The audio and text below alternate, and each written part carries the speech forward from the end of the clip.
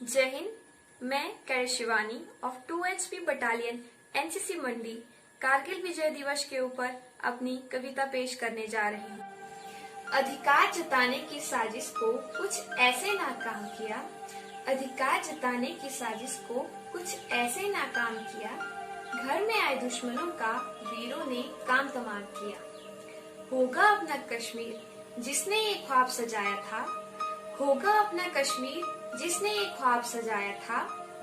मांग रहा था माफी उस दिन वो घुटनों पर आया था।